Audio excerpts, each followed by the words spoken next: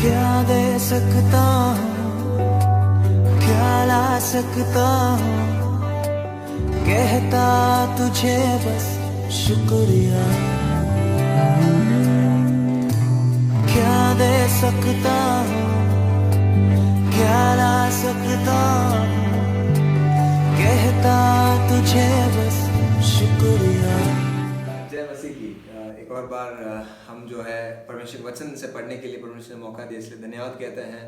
हम जो विषय में देख रहे हैं वो ये है कि हम not just followers but true disciples, है ना। केवल अनुयायी नहीं बल्कि सच्चे चेले भी, है ना। हम उस टॉपिक पे हैं जहाँ पे हम परमेश्वर के सच्चे चेले बनने लायक बने, है ना, सच्चे शिष्य बनने लायक बने, है ना।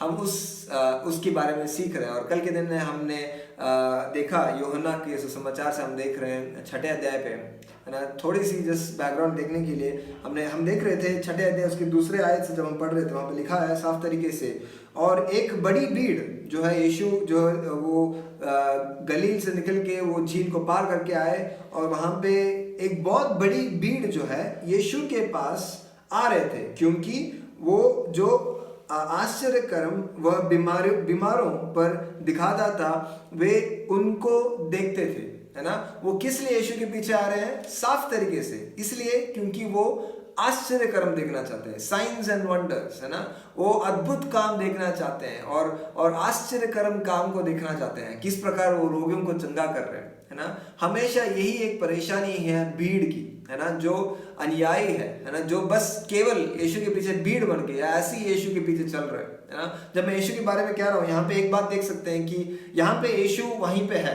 ना, मतलब यीशु सीन पे है।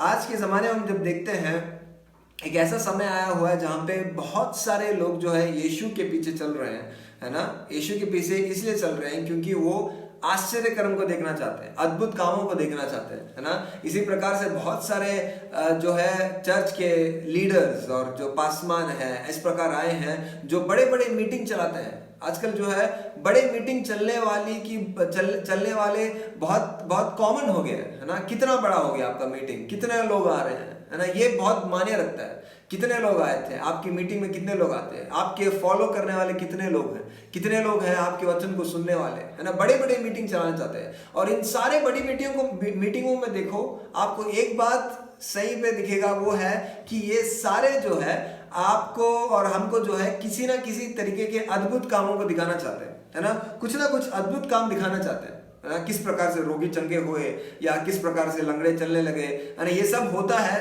बड़ी बात है, अच्छी बात है ना। लेकिन हम जो है हमारी मसीहत, जो मसीह में जो हमारा प्रेम है, बस इसमें जो है हम सीमित ना कर दे। कौन है इन सारे चीजों के पीछे चल रहे हैं? वो केवल वो लोग हैं जो मसीह के पीछे अद्भुत काम या आश्चर्य कर्म देखने के लिए चलने वाले हैं, है ना। वो कौन है? वो चेले नहीं है। वो कौन है? वो अनुयायी है, फॉलोअर्स है ना, भीड़ है जो यीशु के पीछे इसलिए आ रहे हैं क्योंकि वो कुछ अद्भुत काम देखना चाहते हैं हमेशा, है ना। ये अनुयायी लोगों के बारे में जब देखते हैं, है ना, इस संदर्भ की बात कर रहा हूँ, बाइबल में अनुयायी और चेलों को जो है इंट्रोड्यूस किया गया है ना, वहाँ यहाँ पे लिखा गया है, लेकिन मैं बस इस संदर्भ पे ले रहा हूँ, है ना। इसका मतलब नहीं है कि जो भी अनुयायी है सब गलत है, ऐसा नहीं कह रहा हूँ, है ना। मैं इस संदर्भ पे कह रहा हूँ कि जो भीड़ के, है ना, भीड़ सही शब्द रहेगा, भीड़ के लोग जो हैं, जो भीड़ के समान जो अनुयायी कर रहे हैं, जो यीशु के पीछे चल रहे हैं, वो लोग जो है यीशु के पीछे इसलिए आएंगे क्योंकि वो कुछ अद्भुत काम, वो कुछ प्राप्त करना चाहते हैं। लेकिन यीशु उनके साथ अधिक समय व्यतीत करना नहीं चाहते, है ना। हम कल लूका उसके 8 में भी यही बात देख रहे हैं ना, किस प्रकार यीशु जो है, यीशु के चेले कुछ समय के बाद 8 के 9 से हम जब आगे पढ़ते हैं, वहाँ देखते हैं कि यीशु के चेले यीशु के पास आके पूछते हैं कि ये जो आपने जो उदाहरण दिया है ना, ये जो एग्जाम्पल आपने दिया, दृष्टांत जो आपने बताया, इसका अर्थ क्या है ना। ये अर्थ जानने की इच्छा कौन रखते हैं? बताया, चेले हैं बस, है ना। तो वही देखते हैं हम उसके तीसरे आयत में, जब देखते हैं 6 अध्याय उसके तीसरे आयत में वहां पे लिखा गया है कि तब यीशु पहाड़ पर चढ़कर अपने चेलों के साथ वहां बैठ गया। हम जब देखते हैं जो अनुयायी लोग हैं वो सब यीशु के पीछे किसी ना किसी कारण से आते हैं, वो कुछ ना कुछ स्वार्थ है उनके पीछे, है ना। जब यीशु के पीछे आ रहे हैं हम देख सकते हैं उनके पीछे कुछ ना कुछ स्वार्थ है। लेकिन चेलों के साथ जो है यीशु को समय बिताना बड़ा अच्छा लगता है ना। आप और हम अगर चेले हैं तो यीशु को जो है हमारे संग समय व्यतीत करना बड़ा अच्छा लगता है ना। यीशु वही कर रहा है ना। वहां पे बड़ी झुंड के लोग आ रहे हैं और यीशु आगे के आयत में देख सकते हैं कि यीशु उनको देखता है और उनको खाना देता है, वो दूसरी बात है। लेकिन यीशु जो है तीसरे आयत में देख सकते हैं कि यीशु अपने चेलों के साथ, अपने शिष्य लोगों के साथ वो साथ में बैठ के वहां पे सिखाने के लिए बैठता है ना। यीशु हमेशा, यीशु की इच्छा है कि वो अपने चेलों के साथ बैठे और समय व्यतीत करें, है ना। आप और हम जो है इसलिए चेले के समान बनना चाहिए, क्योंकि यीशु हमसे प्रेम करेंगे उस समय पे। यीशु को हमारे साथ समय व्यतीत करने में बड़ा अच्छा लगेगा, क्योंकि हम चेले हैं और हम यीशु के बातों को सुनने के लिए तैयार हैं, है ना। ये जो चेलों की बात आती है ना, चेले का जो शब्द जो है ना, ग्रीक में माथिटेस कहता है। माथिटेस का मतलब है मोर देन अ स्टूडेंट, है ना। एक छात्र से भी बढ़कर, है ना। वो एक ऐसा व्यक्ति है जो यीशु के पीछे, या ऐसा एक व्यक्ति है जो अपने गुरु का कहा हुआ सारी बात करने के लिए तैयार है। छात्र से भी बढ़कर है, बस सुनने वाले नहीं है ना। छात्र, हम भी छात्र थे, आप भी छात्र रहे होंगे, है ना, जहाँ पे आप बस सुनने वाले होते होंगे। मैं तो ऐसे ही था ना, जहाँ पे मैं बस सुनता था, है ना। इससे कोई मतलब नहीं था, एग्जाम भी पास करना बड़ा मुश्किल था मुझे, है ना। लेकिन सुनने वाला छात्र से भी बढ़कर है ना। जो कह रहा है गुरु, उसको करने के लिए हम तैयार है ना। वो है माथिटेस, है ना। शिष्य वो लोग हैं, है ना।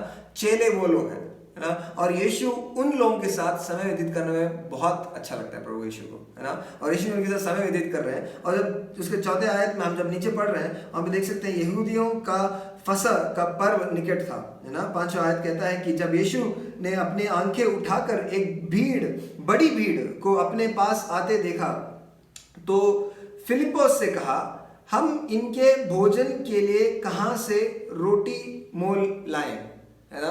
और छठे आयत, है ना, हम जब 5 तक देखते हैं, वहां पे देखते हैं कि यीशु अपना आंख उठा के देखता है और बहुत बड़ी भीड़ जो है, ये हम जो दूसरे आयत में देखते हैं कि ये भीड़ जो है यीशु के पीछे पहले से चल रही है ना, जहाँ जहाँ यीशु जा रहे हैं, क्योंकि ये लोग अद्भुत काम देखे हैं, आश्चर्य कर्म को देखे हैं, और यीशु के पीछे चल रहे हैं जहाँ पे भी जा रहे हैं। और यीशु जब अपने चेलों के साथ बैठा था, है ना, यहाँ पे जब आंख उठा के देखता है तो बहुत बड़ी भीड़ आ रही है, और यीशु क्या है, फिलिप्पुस से पूछता है कि भाई हम जो है इनको खाना देना चाहिए, है ना, हमें इनको खाना देना है, कहाँ से खाना लाएंगे, है ना। और छठी आयत बड़ी प्रमुख है वहां पे, है ना। छठी आयत वहां पे लिखा गया कि उसने यह बात उससे परखने के लिए कही, क्योंकि वो आप जानता था कि वो क्या करेगा। यीशु जो है फिलिप्पुस से ये प्रश्न इसलिए पूछता है कि हम लोग इनको कहां से खाना लाएंगे, बस इसलिए पूछा क्योंकि वो उसको परखना चाहता था। तो फिलिप्पुस कौन है? यीशु का चेला है ना। एक बात हम ध्यान पे रख लें, जो अनुयायी लोग हैं, फॉलोअर्स जो हैं, वो यीशु के पीछे इसलिए आते हैं क्योंकि वो स्वार्थी है ना। तो यीशु उनको ज्यादा परखना नहीं जाएंगे। लेकिन अगर आप और हम जो है शिष्य लोग हैं, है ना, अगर हम यीशु के शिष्य हैं या उनके चेले हैं, तो यीशु जो है अपने चेलों को परखेगा जरूर, है ना। यीशु जानता था कहां से वो खाना लाएगा, यीशु जानता था कि वहां पे क्या होने वाला है, ये सब यीशु जानता था। लेकिन एक बात होता है कि यीशु जो है अपने चेलों को परखता है ना। अनुयायियों को ज्यादा परख के कोई फायदा नहीं है ना।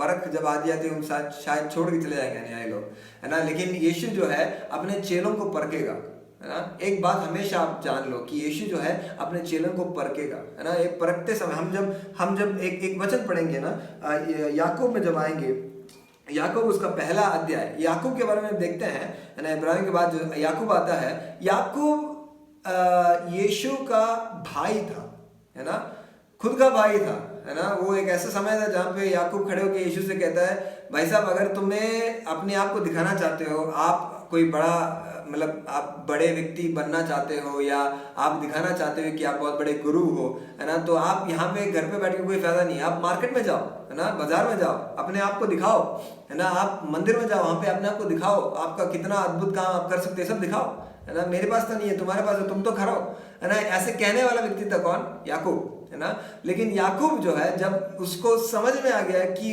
यीशु कौन था, कि वो सर्वशक्तिमान खुदा जो खुद उतर के आया, उसका भाई बन के उतर आया, है ना, वो जब उसने समझ गया और जब पवित्र आत्मा की शक्ति उसको ये समझा के दिखाया, उसने एक बात कहा है। हम याकूब के उसके पहले अध्याय में जब देखते हैं, पहली आयत में वहां लिखा है, परमेश्वर और प्रभु यीशु मसीह का दास याकूब, है ना।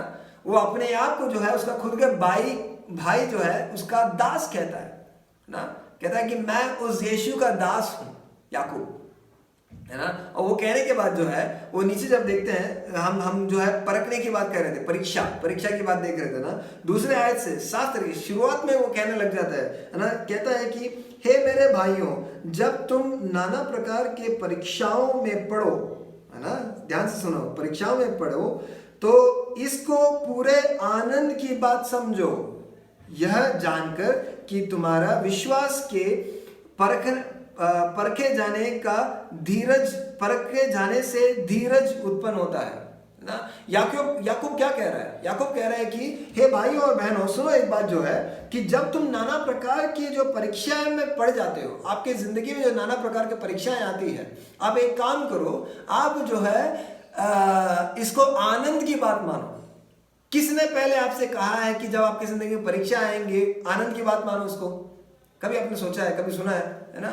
जब परीक्षाएं आती है आप उसको आनंद, बाइबल कहता है ना, यीशु मसीह के खुद के भाई जो कहता है कि सुनो यार, भाई साहब, भाई बहन जी, आप सुनो कि जब परीक्षाएं, नाना प्रकार के परीक्षा आपकी जिंदगी में आती है, आप उसको जो है एक आनंद की बात समझो, क्योंकि यह जानकर कि तुम्हारे विश्वास के परखे जाने से धीरज उत्पन्न होता है। क्या उत्पन्न होता है? धीरज, है ना। और जब हम आगे पढ़ते हैं चौथे वाक्य में साफ तरीके से कहता है कि पर धीरज को अपना पूरा काम करने दो कि तुम पूरे और सिद्ध हो जाओ और तुम में किसी बात की घटी ना रहे। जब हमारा विश्वास परखा जाता है ना, हमारे विश्वास की परीक्षा होती है, एक बात आप जान लो कि ये परीक्षा से जो है हमारी धीरज जो है बढ़ने वाली है ना। इंग्लिश में कहता है कि एंड्योरेंस विल ग्रो, है ना। पौलुस भी यही कहता है, रोमियो उसके 5 अध्याय में यही बात पौलुस भी कहता है कि जो है आपकी धीरज बढ़ेगी। जब भी आपकी विश्वास की परीक्षा होती है, आपकी धीरज बढ़ेगी। ये धीरज बढ़ने से मुझे क्या फायदा है ना? फायदा यही लिखा है कि ये धीरज जब बढ़ती है ना, हम पूरी तरह सिद्ध हो जाएंगे, एक बात है, और दूसरा जो है हमें किसी बात की घटी ना रहेगी, है ना। इंग्लिश में कहते हैं will be perfect, complete, needing nothing. 3 बात कही जाती है। हम लोग जो है सिद्ध हो जाएंगे, पूरी तरह सिद्ध, कंप्लीट, है ना, पूर्ण हो जाएंगे, और किसी भी बात की जो है घटी ना रहेगी, है ना। घटी ना रहेगी, पैसे की घटी ना रहेगी जब हम धीरज बढ़ जाएगी, नहीं, है ना। पैसा कम भी हो जाएगा ना, जब धीरज बढ़ जाएगा ना, हमारे अंदर जो एंड्योरेंस बढ़ जाएगा ना, हमें परेशानी नहीं रहेगी, तो हमें वो घटी जो है महसूस नहीं होगी, है ना। आप जो है अमीर से अमीर लोगों से बात करो, है ना। एक व्यक्ति इस प्रकार कह रहा था, उस व्यक्ति का नाम मैं भूल गया। एक जमाने में था जब बिल गेट्स ये सब आने से पहले, एक व्यक्ति था जो दुनिया में सबसे अमीर व्यक्ति था, है ना। तो एक इंटरव्यूअर ने उससे पूछा कि अब तो तुम बहुत खुश हो गए होंगे, है ना। तो वो कहता है कि मेरे पास नहीं, अब मैं खुश नहीं हूँ। क्यों? जब पूछा कि क्यों, तो वो कहता है कि मेरे पास थोड़ा और पैसा आ जाए तो मैं खुश हो जाऊंगा, है ना। हमें खुशी जो है, पैसा बढ़ गया तो खुशी खत्म नहीं हो जाएगी, हम और पैसा मिलेगा और खुशी मिलेगी, है ना। यही यीशु मसीह कहते हैं कि जो ये पानी पीता है, इस दुनिया में जो दिया गया पानी उसको पीता है, दोबारा प्यासा होगा, है ना। ये दुनिया की सारी चीज जो हमें प्यासा दोबारा करेगा। लेकिन यहाँ पे कहा गया है कि जब हमें परीक्षा आती है, कभी आप ऐसा प्रार्थना ना करें, है ना, कि परीक्षा निकल जाए। बहुत सारे लोग आजकल जो है गलत उपदेश देने के बाद भी कहते हैं ना, आपकी जिंदगी में कोई परेशानी नहीं आएगी, कोई परीक्षा नहीं आएगी, है ना, आपकी जिंदगी जो है एकदम मस्त बिंदास रहेगी, है ना। यीशु मसीह ने कभी ऐसा नहीं कहा, है ना। यीशु मसीह ने कभी नहीं कहा, है ना। यीशु मसीह एक बात जरूर करेंगे, परमेश्वर एक बात जरूर करेंगे, अगर आप और हम जो है शिष्य बनना चाहते हैं तो प्रभु हमेशा हमें परखेगा। प्रभु जानता था, जब फिलिप्पुस को जब परख रहा था, प्रभु यीशु मसीह जानता था कि कहाँ से वो खाना लाएगा, ये सब जानता है ना। वो देखेगा, हो सकता है कि यहाँ पे फिलिप्पुस हो सकता है कि वो जो परीक्षा में फेल हो गया था, है ना। वो कहता है कि हमारे पास अगर, है ना, 10 महीने की कमाई भी मिल जाए ना, तो सब लोग बस एक थोड़ा सा खा के निकल सकते हैं ना, पेट नहीं भर सकता है ना, थोड़ा सा बस खाएंगे, एक मुंह बस खा के जा सकते हैं, है ना। हो सकता है कि उसने परीक्षा में फेल हो गया, लेकिन ये बात नहीं है, फेल होने वाली बात नहीं है। प्रभु परीक्षा डालेगा इसलिए ताकि जब इसके बाद जब हम सच्चाई को देखते हैं, हम प्रभु पे हमारा विश्वास और बढ़ेगा, हमारी धीरज जो है और भी मजबूत हो जाएगी, है ना। कभी आप प्रार्थना ना करें कि जो है परीक्षा हट जाए, है ना। हम जब बच्चों के लिए परीक्षा के लिए प्रार्थना करते हैं ना, आप और हम कभी प्रार्थना नहीं करते हे परमेश्वर इनकी परीक्षा ना रहे, फर्स्ट स्टैंडर्ड की परीक्षा ना रहे, सेकंड स्टैंडर्ड की परीक्षा ना रहे, है ना। हम क्या प्रार्थना करते हैं कि ये परीक्षा में सफल हो जाए, है ना। हमारे यीशु मसीह भी यही चाहते हैं कि जब हमारी ज़िंदगी में परीक्षाएं आती है हम उस परीक्षाएं में सफल रहें। और ये परीक्षा बस चेलों को दिया गया है ना, अन्याय को नहीं है, चेलों को दिया गया। आप और हम अगर किसी भी प्रकार की परीक्षाओं में आज जा रहे हैं, आज के दिन आप जब सुनते समय किसी भी प्रकार की परीक्षा में जा रहे हो, ये बात ठान लो प्रभु आपकी धीरज को बढ़ाने के लिए परीक्षा दी गई है ना। और आप चेलों के उस समान बढ़ने के लिए प्रभु में आश्रय रखें। प्रभु का आशीष।